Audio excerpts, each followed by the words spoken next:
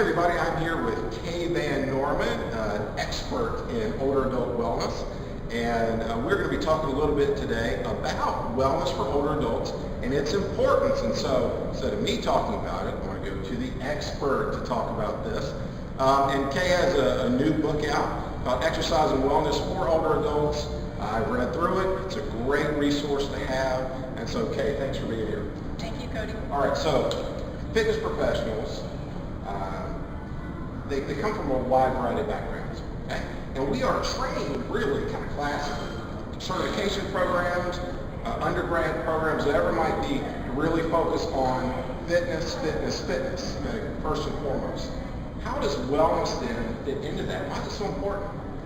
Well, I think, Cody, the fact of the matter is that we're not just physical beings.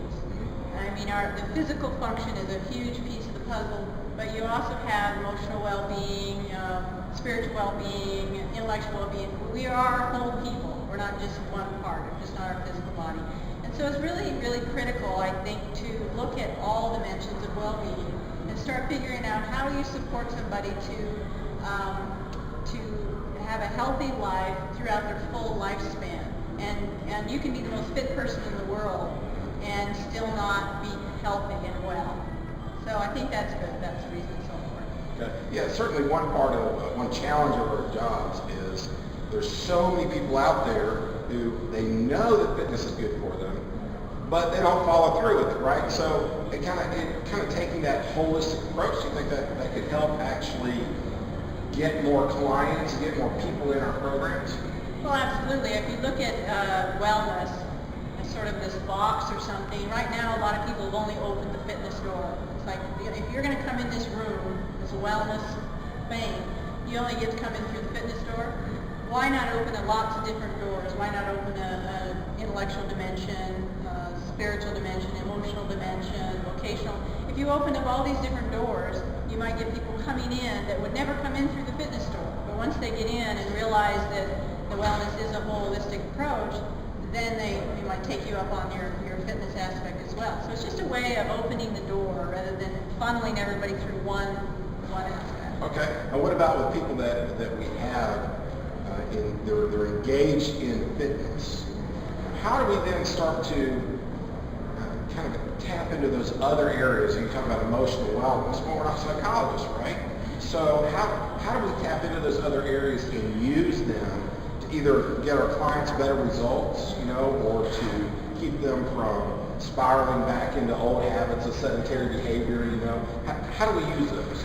Well, I think the fact of the matter is, Cody, is that most people, if you have a successful fitness program, you're already using them. You just haven't really identified how you're using them. Good point. Okay. So, for example, most people recognize that there is a social connection that happens in a fitness class. If you've got people, whether they're coming into a club and working out, they tend to connect with people that are working out at the same time. There's a reason that they keep coming back at that same time.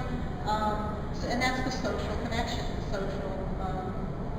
really that engagement of being with people that are trying to do the same kind of things you're doing. I think, of course, you're not a psychologist or anything, but you do understand that when people are more physically fit, that they have a better feeling about themselves. They feel a higher sense of self-efficacy, confidence, all those are all things that are sort of built into the process of becoming more physically fit. But if you're going to be really successful at bringing more and more people in, you have to understand what's helping you be successful, rather than just saying, oh, it's because I'm doing my fitness program exactly this way, that's why we're successful. Maybe not. Maybe I have seen some fitness programs that were horrible, and yet they're very successful in the sense that so many people are there all the time. And so why is that working? It's working because maybe the leader is very dynamic and understands that by knowing each individual personally and talking to them, drawing them in, and connecting that everybody as a group, that's why it's so successful. So it's understanding all of those components. Okay. And is it possible to, for trainers that are out there that are running a business, and obviously they've got to make money, is there a way to monetize any of that? Or is this all, or do we need to look at it as we need to invest in these areas just because that's the way it is and that's what's going to work? Well, I think ultimately, depending on what your business model is. I mean, is it getting more people in the door? Is that monetizing it? I mean, you have to look at what it is you're trying to accomplish. If you're just trying to get more people in the door and that's how you are successful, then again, opening more doors to let them come in certainly accomplishes that. I think that when you connect on all the different levels with a person, even let's say if somebody has a physical crisis where they're not able to attend that particular class that they used to attend or come in the way they've always been able to engage with you. If you've built up these other areas that allow you to invite them in on what they can participate in. Maybe it's a social engagement, maybe it's talking about, maybe you're having somebody come into your club that's talking about motivation and getting over barriers and all those kinds of things. That's a whole other level that you've allowed them to come in on, even if they physically are not able to participate in something. Do you think that the older adult consumer is looking for wellness? Either on kind of a conscious level or even a subconscious level? Is that kind of what they're looking for? Oh, I think so. I think that the older adult consumer, just like any other consumer, I mean, again, if you just kind of take age out of the equation, what are human beings looking for? They're looking for basic things. They're looking for connection. I mean, they're looking for to optimize who they are. I mean, there's a whole big self-actualization movement in this country, and it's not driven by any particular age group.